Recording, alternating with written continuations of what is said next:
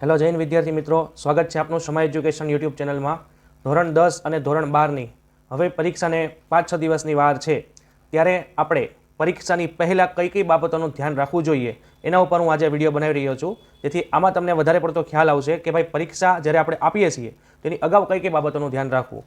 પહેલી બાબત એ છે કે જ્યારે તમે પરીક્ષા દેવા જાઓ છો એની અડધો કલાક અગાઉ કાંઈ પણ તમારે વાંચવાનું નથી, કારણ કે ઘણા વિદ્યાર્થીઓ અડધો કલાક અગાઉ રિવિઝન કરતા હોય છે કે જેને પછી પરીક્ષામાં ઘણું બધું ભૂલાઈ જતું હોય છે. પરીક્ષા દરમિયાન કોઈ પણ વ્યક્તિએ ઉજાગરા કરવાના નથી, આખી રાત કોઈએ વાંચવાનું નથી. આખા વર્ષમાં તમે જે મહેનત કરેલી છે એ તમને કામ આવશે જ તે, તમને પરીક્ષામાં આવડશે જ તે. ઉજાગરા કરવાથી કોઈ પણ પ્રકારનો ફાયદો થશે નહીં, એની અસર તમારા મગજને પડવાની છે. જ્યારે તમારો પહેલો પેપર છે ત્યારે તમારે પરીક્ષાના સેન્ટરમાં 45 મિનિટ અગાઉ પહોંચી જવાનું છે. જ્યારે તમારો પહેલો પેપર આવશે ત્યારે જ્યારે પછી બીજા બધા પેપરો આવશે એમાં તમે અડધી કલાક અગાઉ પહોંચશો તો ચાલશે. હવે જ્યારે તમે પેપર દેવા ક્લાસમાં બેઠશો ત્યારે તમારે ક્લાસમાં તમારી બેન્ચની આજુબાજુ ચેક કરી લેવાનું છે કે કોઈ પણ પ્રકારની ચિઠ્ઠી કે કાગળ કે કાંઈ પણ રહી નથી ગયું ને. જો હોય તો તમારે સુપરવાઇઝરનું ધ્યાન દોરવાનું છે, જેથી આ બધી વસ્તુઓ આપણા ઉપર ન આવે. જે બેન્ચ ઉપર તમારે પરીક્ષા આપવાની છે, જ્યાં તમારો નંબર આપ્યો છે, એ બેન્ચ તમારે ખાસ ચેક કરી લેવી કે બરોબર હલતી તો છે નહીં કે નહીં. જો એકાદીમાં હલતી કાંઈ પ્રોબ્લેમ હોય બેન્ચની અંદર તો સુપરવાઇઝરનું ધ્યાન દોરવાનું છે, જેથી તમે અગાઉથી આવી બધી બાબતોને ધ્યાન આપી શકો. નકર શું થાય, પેપર આપણો શરૂ થાય ત્યારે આપણે આ બધી વસ્તુઓની સમસ્યા 3 કલાક સુધી આપણે ચાલતું રહેવું પડે છે. ઘણા વિદ્યાર્થીઓ જે છે એ પેપરમાં મોબાઈલ કે કોઈ પણ ઇલેક્ટ્રિક સાધનો લઈ જતા હોય છે. આ બધી વસ્તુ આપણે બાળકો નથી કરવાની. ઘણા વિદ્યાર્થીઓ છે એ સ્માર્ટ વોચ પહેરીને જાય છે. સ્માર્ટ વોચ કોઈએ નથી પહેરવાની. પછી ભલે 100 રૂપિયાવાળી સાદી સ્માર્ટ વોચ હોય કે 5000 વાળી સાદી સ્માર્ટ વોચ હોય કે ડિજિટલ વોચ હોય, કોઈ પણ વોચ નથી પહેરવાની. સિમ્પલ એક એનાલોગ વોચ આવે છે, બહુ સાદી અને સિમ્પલ, એ એક વોચ આપણે પહેરવાની છે. પરીક્ષા દેવા તમે જાઓ છો ત્યારે તમારે થોડો ઘણો પૌષ્ટિક આહાર લેવાનો છે. થોડો ઘણો પૌષ્ટિક આહાર લઈને તમારે પરીક્ષા દેવા જવાનું છે, અને બને તો એકાદું ફ્રૂટ ખાવું રોજે રોજ, જેથી આપણી હેલ્થને કોઈ વધારે પડતી અસર થાય નહીં. જ્યારે પરીક્ષા દેવા જાઓ છો ત્યારે તમારે કોઈ પણ પ્રકારનો ડર નથી રાખવાનો, કોઈ પણ પ્રકારની ચિંતા નથી રાખવાની, કોઈ પણ પ્રકારની બાબતોથી આપણે બીવાનું નથી. બધું ભગવાન ઉપર છોડી દેવાનું છે. આપણે કરેલી મહેનત છે એ આપણને કામ આવશે અને આવશે જ તે. જ્યારે પરીક્ષાને આપણે એકાદ દીની વાર છે અથવા પરીક્ષાને 2-5 કલાકની વાર છે ત્યારે ઘણા વિદ્યાર્થીઓ હોય છે કે જે આખું વર્ષ ભણ્યા નથી, એવા અમુક ટોપિકો છે એ ત્યારે ભણવાનો પ્રયાસ કરતા હોય છે.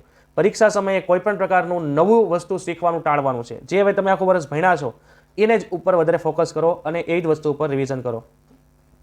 હવે જ્યારે આપણે આખું વર્ષ ભણ્યા છીએ ત્યારે છેલ્લે વાંચવાનું વિદ્યાર્થી મિત્રો ટાળી દેવું, કારણ કે ઘણીવાર શું હોય છે કે વિદ્યાર્થી છેલ્લે વાંચતો હોય છે તો આગળનું બધું ભૂલાઈ જતું હોય છે. છેલ્લે પરીક્ષા દરમિયાન છેલ્લે 1-2 કલાકની વાર હોય ત્યારે આપણે વાંચવાનું બને ત્યાંથી મૂકી દેવું, જેનાથી શું થાય કે આપણા માઇન્ડમાં જે બધી બાબતો છે એ બધી આપણને યાદ રહે. નકર શું થાય, છેલ્લે શીખવાનું રાખશો અને કદાચ તમને ન આવડ્યું તો તમારું જે જૂનું જે વાંચેલું હશે એ પણ તમને કદાચ ભૂલાઈ શકે. આપણી જે જાત છે, એટલે કે આપણને જે આવડે છે, કે આપણો જે કોન્ફિડન્સ છે એ તમારે ક્યારેય ઓછો નથી કરવાનો. ઘણા વિદ્યાર્થીઓ હોય કે પોતે એવું બિલીવ ન કરતા હોય કે મને આવડે જ, હું તો નાપાસ જ થઈશ, એવું બધું કોઈ વિદ્યાર્થીએ વિચારવાનું નથી. તમારા જે વિષયો હોય એના અમુક સૂત્ર હોય, અમુક બાબતો એવી હોય, અમુક જે નોટ્સ હોય, આ બધી બાબતો તમે અત્યારે થોડી ઘણી 1-2 પેજમાં લખવાની રાખો, જેથી તમારે પરીક્ષા હોય ત્યારે તમારે ફટાફટ રિવિઝન કરવું હોય ને તો આ બધી તમે વસ્તુઓનું રિવિઝન કરી શકો.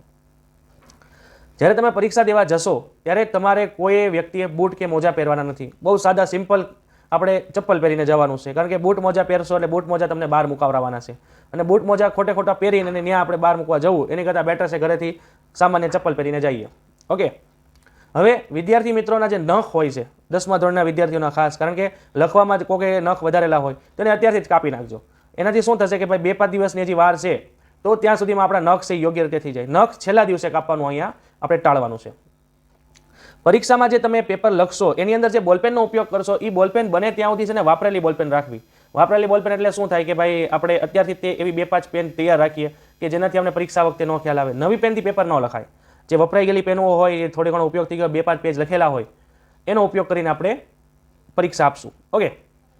હવે ઘણા વિદ્યાર્થીઓ હોય છે એ પરીક્ષા દેવા જાય ને ત્યારે પોતે ગાડી ચલાવીને જતા હોય. તો વિદ્યાર્થી મિત્રો જ્યારે પરીક્ષા દેવા જાઓ ત્યારે બને તો તમારા વાલીને કહો અથવા તમારા રિલેટિવ કોકને કહો કે તે તમને મૂકી જાય. તમારે કોઈ ગાડી નથી ચલાવવાની. કદાચ તમે એક્સિડન્ટ થાય તમારું, કદાચ કંઈક અકસ્માત થાય તો તમારા 2 વર્ષ જે છે એ તમારા પાણીમાં વયા જાય. એટલે આ અત્યારે ગાડી ચલાવવું ને એ બધું અત્યારે ટાળવું. તમે હારા ડ્રાઈવર જ છો, તમને સારું ફાવે જ છે ગાડી ચલાવતા, પણ એ બધી વસ્તુઓ તમારે અત્યારે બતાવવાની નથી. પરીક્ષાની પહેલાં જ્યારે તમે સેન્ટર ઉપર પહોંચો છો ત્યારે તમારે તમારા જે મિત્રો કદાચ મળે, કદાચ રિલેટિવ કોઈ મળે તો એની સાથે વાતચીત કરવાનું બને ત્યાં સુધી ટાળવું. કારણ કે પરીક્ષા દેવા જાવ એની અગાઉ તમે આ લોકોને વાતચીત કરો તો તમારા મગજમાં જે તમે વાંચેલું બધું છે આ બધું કદાચ તમને ભૂલાઈ પણ જાય અને તમારું માઇન્ડ એ જગ્યાએ ડાયવર્ટ થઈ જાય. એટલે આવું બધું ઘણીવાર વિદ્યાર્થીઓ સાથે બનતું હોય છે. પછી જ્યારે પરીક્ષામાં આપણે પહોંચીએ છીએ ત્યારે ઘણી બધી અફવાઓ પણ ઉઠતી હોય કે ભાઈ પેપર ફૂટી ગયું, કે ભાઈ આ જગ્યાએ સેન્ટરમાં તો કે પેપર તો કે લીક થઈ ગયું છે, વિદ્યાર્થીઓને આવડી ગયું છે, વોટ્સઅપમાં વાયરલ થઈ ગયું છે. આ બધી અફવાઓથી તમારે દૂર રહેવાનું છે. તમારું ફોકસ માત્ર ને માત્ર પરીક્ષા ઉપર જ હોવું જોઈએ. કોઈ પણ પ્રકારની ન્યૂઝ ઉપર તમારે ફોકસ રાખવાનું નથી. આ બધું આપણે ટાળવાનું છે. જ્યારે પરીક્ષામાં તમે જાઓ છો ત્યારે જે પાણીની જે બોટલ છે પીવાની, એ પાણીની બોટલ છે ને તમારે ટ્રાન્સપરન્ટ લઈ જવાની છે. ટ્રાન્સપરન્ટ એટલે કેવી થાય તો કે જે 20 રૂપિયાવાળી પાણીની બોટલ આવે ને સાદી, કે જેમાં આરપાર જોઈ શકાય, એવી એક બોટલ લઈ જવાની છે. કલરની બોટલ કોઈ નથી લઈ જવાની. આવી કલરની બોટલ લઈ જશો તો ત્યાં તમને એક્ઝામ સેન્ટર ઉપર બહાર પણ મુકાવી શકે છે. કારણ કે એમાં ઘણા બધા ચાન્સીસ હોય છે ચોરી કરવાના. ઘણા વિદ્યાર્થીઓ પાણીની બોટલમાં લખીને જતા હોય. તો આ બધી વસ્તુઓ બાળકો આપણે કરવાની નથી. પાણીની અંદર બને તો તમે થોડુંક લીંબુ શરબત બનાવી નાખો અથવા જ્યુસ બનાવીને એક્ઝામમાં લઈ જવું. કારણ કે ઘણા વિદ્યાર્થીઓ હોય ટેન્શનના લીધે એને પેપરની અંદર ચક્કરે આવી જતા હોય છે. ઘણા બધા લોકોને ઘણા બધા પ્રોબ્લેમ પડતા હોય. તો પાણીની જગ્યાએ હું માનું ત્યાં સુધી તમારે થોડું ઘણું એમાં લીંબુ શરબત અથવા તો કે કોઈ જ્યુસ તમને જે સારું લાગે બધું તમે લઈ જાઓ. પરીક્ષામાં પાણી પીવામાં પણ ધ્યાન રાખજો વિદ્યાર્થી મિત્રો. એકાદો ઘૂંટડો 2 ઘૂંટડા પીવું, વધારે બહુ પાણી ન પીવું. કારણ કે વધારે પાણી પીશો તો તમારો જે ફોકસ છે એ પેપરમાં નહીં રહે. બરાબર ને? ઘણી બધી સમસ્યાઓ આપણે થઈ શકે. પાણી પીવાનું છે પરંતુ બહુ ઓછું પીવાનું છે પરીક્ષા વખતે, બાકી એને ટાળવાનું છે. કોઈ પણ વિદ્યાર્થીએ પરીક્ષાની અંદર એક પણ પ્રકારનું સાહિત્ય લઈને નથી જવાનું, કોઈ પણ પ્રકારની ચિઠ્ઠી લઈને નથી જવાનું. બોર્ડની અંદર ઘણા બધા એવા વિદ્યાર્થી હોય કે જે નાની મોટી ચિઠ્ઠી લઈને જતા હોય કે ભાઈ થોડું ઘણું લખીને જાય, કાગળ ઉપર લખીને જાય અથવા કપડા ઉપર લખીને જાય. આવું બધું વિદ્યાર્થી મિત્રો કરશો અને આની અંદર જો તમે પકડાશો તો તમે સસ્પેન્ડ થશો 3 વર્ષ માટે. અને આ બધી વસ્તુઓથી આપણા ફ્યુચરને બહુ ઘણી બધી અસર પડતી હોય. એટલે બને આપણે મહેનત કરો, જેટલું આવડે છે ઉપરવાળાનું નામ લઈને એટલું લખવાનું રાખો. ખોટું આવું બધી વસ્તુમાં પડવાનું નથી. પેપર તમારો પૂરો થાય એટલે ઘણા વિદ્યાર્થીઓના જે વાલીઓ છે પરીક્ષા સેન્ટરે આવવામાં થોડુંક લેટ કરતા હોય. તો મારું એવું માનવું છે કે પરીક્ષા સેન્ટર ઉપર જ્યારે તમે જાઓ છો ત્યારે તમારી પાસે થોડા ઘણા પૈસા ભેગા રાખો, જેનાથી વાલી કદાચ આપણે લેટ થયા હોય આપણે એક્ઝામ સેન્ટરે આવવા તો આપણો સમય ન બગડે, આપણે રિક્ષા બંધાવીને આપણા ઘરે આપણે પહોંચી જઈએ. એક્ઝામની અંદર જે તમારા સુપરવાઇઝર આવે એ સુપરવાઇઝર સાથે કોઈ પણ પ્રકારની તમારે બહેસ કરવાની નથી, કોઈ પણ પ્રકારનું એને બાંધવાનું નથી. ઘણા વિદ્યાર્થીઓ હોય કે ભાઈ સુપરવાઇઝરને જેમ ફામે બોલતા હોય, આવું બધું વિદ્યાર્થી ન કરતા. કારણ કે આ બધી વસ્તુની અસર તમારા પેપર ઉપર પડશે, સમય તમારો બગડશે. સુપરવાઇઝરને એવો કોઈ ફરક નહીં પડે. પેપરની અંદર ઘણા વિદ્યાર્થીઓ હોય છે જે સારું દેખાવા માટે ટોપીની બધું ચશ્મા બધું પહેરી જતા હોય. ટોપી વિદ્યાર્થી મિત્રો નથી પહેરીને જવાની, ચશ્મા બસમાં એવું કંઈ નથી પહેરીને જવાનું. જો કદાચ તમે પહેરીને ગયા છો તો તમારે બહાર મૂકી દેવાનું તમારા બેગની અંદર. એક્ઝામ સેન્ટરની અંદર કોઈ ટોપી નથી પહેરવાની, કારણ કે ત્યાં સીસીટીવી આપણે કેમેરા છે અને આ કેમેરાની અંદર તમારું ફેસ યોગ્ય આવે નહીં, એટલે તમને ઘણી બધી પ્રોબ્લેમ અપાવી શકે છે. હવે જ્યારે એક્ઝામ સેન્ટરને તમે પહોંચો છો ત્યારે ઘણા બધા વિદ્યાર્થીઓ હોય છે જે આજુબાજુના લોકો સાથે ચર્ચા કરતા હોય. એની કરતાં બેટર છે કે તમે ત્યાં થોડું ઘણું રિવિઝન કરી લો. જે અગાઉથી આપણે જે નોટ્સ બનાવેલી છે એ છેલ્લી ઘડીનું રિવિઝન કરો, જેનાથી આપણને પરીક્ષાની અંદર આપણો પૂરેપૂરું જે આપણો કોન્સન્ટ્રેશન છે એ એક્ઝામ ઓરિએન્ટેડ રહે. એક્ઝામની અંદર જે તમે કપડાં પહેરીને જશો એ બને ત્યાં સુધી અડધી બાયના પહેરવા, એટલે કે આટલા પહેરવા, આખા ન પહેરવા. આખા પહેરશો તેની પાછળનું કારણ એ છે કે તમને ઘણું બધું ઇરિટેટ થશે લખવામાં પણ. આવા કપડાં સાદું સિમ્પલ ટી શર્ટ પહેરીને જાઓ તેનાથી ફાયદો એ થશે કે તમે વધારે પડતા કમ્ફર્ટેબલ રહેશો.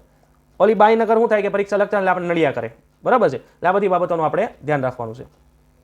એક્ઝામનો તમારો પહેલો દિવસ હશે ને ત્યારે જ્યારે તમારું એક્ઝામ સેન્ટર હશે ને ત્યાંથી તમને પેંડા પણ આપવામાં આવશે, કાંઈ મીઠાઈ પણ આપવામાં આવશે. બને તો આ વિદ્યાર્થી મિત્રો મીઠાઈ કે કોઈ પણ પ્રકારના પેંડા તમારે કોઈ ખાવાના નથી. તમારા હેલ્થ ઉપર અસર પડી શકે છે, તમારું ગળું પણ ખરાબ થઈ શકે છે. પેંડા આપે, મીઠાઈ આપે તો બેગમાં મૂકી દેવાની છે, આપણે કોઈએ ખાવાની નથી. એક્ઝામ સેન્ટર પર પહેલા દિવસે આપશે જ તે, એટલે તમારે કોઈ પણ વ્યક્તિએ ખાવાની નથી. આ વસ્તુનું ખાસ ધ્યાન રાખવાનું છે. હવે એક્ઝામ પતે ત્યારે ઘણા બધા વિદ્યાર્થી મિત્રો છે એ તો કે ડિપ્રેશનમાં એમાં આવી જતા હોય. આના માટે તમારે એવું કરાય કે થોડુંક સવારે અડધી કલાક કે 10-15 મિનિટ ચાલવાનું રાખવું, જેનાથી આપણું જે શરીર છે એ થોડું ઘણું સ્વસ્થ રહે, હેલ્ધી રહે. એનાથી આપણું માઇન્ડ પણ કેવું રહેશે તો કે હેલ્ધી રહેશે. એક્ઝામમાં તમે જાઓ ત્યારે ઘણા વિદ્યાર્થી મિત્રો હાથ ઉપર લખીને જતા હોય કે ભાઈ હાથ ઉપર એકાદું સૂત્ર લખી નાખ્યું ને ભાઈ કોઈ પણ માહિતી લખી નાખી. હવે આ બધી વસ્તુઓ એવી છે કે જ્યારે એક્ઝામ સેન્ટરની અંદર તમે જાઓ અને સુપરવાઇઝર કદાચ એ બધી વસ્તુ ભાડી જાય કે ભાઈ બોર્ડના જે મેમ્બર હોય કદાચ વસ્તુ ભાડી જાય તો પણ તમારા ઉપર કોપી કેસ લાગે છે. એટલે કોઈ પણ વિદ્યાર્થી હાથ ઉપર લખીને જવાનું નથી. એક્ઝામની અંદર જે પણ તમે લખશો એ બધું તમારા માટે જ છે, તમારા માટે સારામાં સારું છે. તમે ઉપરવાળા ઉપર વિશ્વાસ રાખીને પરીક્ષા આપો. કોઈ પણ પ્રકારની ગેરવર્તણૂક એક્ઝામમાં કરવાની નથી. અને છેલ્લે જ્યારે એવા વિદ્યાર્થીઓ હોય છે કે જેને ચશ્મા હોય છે, કે જેને ચશ્મા નંબરવાળા હોય છે, જેને પ્રોબ્લેમ પડતો હોય, તો મારું એવું મંતવ્ય છે કે એક્ઝામની અંદર જ્યારે તમે જાઓ તો 2 ચશ્મા રાખો, એકાદો એક્સ્ટ્રા ચશ્મા રાખો. કદાચ એ ચશ્મા આપણે પડી ગયા અને તૂટી ગયા તો ઓન ધ સ્પોટ આપણને બીજા ચશ્માની વ્યવસ્થા આપણે નહીં કરી શકીએ, એટલે એક એક્સ્ટ્રા હોય તો ચાલે. અને કોમર્સવાળા જે વિદ્યાર્થી મિત્રો છે જે આ વખતે 12માની એક્ઝામ આપવાના છે એને મારી એવી સલાહ છે કે કેલ્ક્યુલેટર જ્યારે તમે એકાઉન્ટ અને સ્ટેટનો પેપર દેવા જશો ત્યારે 2 કેલ્ક્યુલેટર લઈને જવા. હવે 2 કેલ્ક્યુલેટરનું શું કામ છે કે કદાચ બેન્ચ ઉપરથી એ આપણું કેલ્ક્યુલેટર એક પડી ગયું અને એ તૂટી ગયું તો ઓન ધ સ્પોટ આપણને વ્યવસ્થા ત્યાં એક્ઝામ સેન્ટર આપણે નહીં કરી આપે, એટલે આપણી પાસે એક્સ્ટ્રા આપણી પાસે કેલ્ક્યુલેટર હોય તો આપણે વાંધો આવે નહીં. તો આટલી બાબતો આપણે ધ્યાનમાં રાખવાની છે એક્ઝામ સેન્ટરમાં ગયા પહેલાં, એટલે કે એક્ઝામ આપણે આપશું એની પહેલાં આટલી બાબતો આપણે ધ્યાનમાં રાખવાની છે. નેક્સ્ટ આના પછી જે વિડીયો આવશે એની અંદર હું તમને એ બાબતની ચર્ચા કરીશ કે પરીક્ષા જ્યારે તમે આપો છો ત્યારે કઈ બાબતની ધ્યાનમાં રાખવાની છે. તો મળીએ છીએ આપણે બીજા વિડીયોની અંદર જેમાં આપણે ચર્ચા કરશું પરીક્ષા દરમિયાન કઈ બાબતો ધ્યાનમાં રાખવાની. તો આટલી બાબતો જે મેં તમને કીધી કે પરીક્ષા પહેલાં કઈ બાબત ધ્યાનમાં રાખવાની છે એ યોગ્ય રીતે વિદ્યાર્થી મિત્રો ધ્યાન રાખજો અને દરેક વિદ્યાર્થી મિત્રોને પરીક્ષા માટે best of luck. Thank you.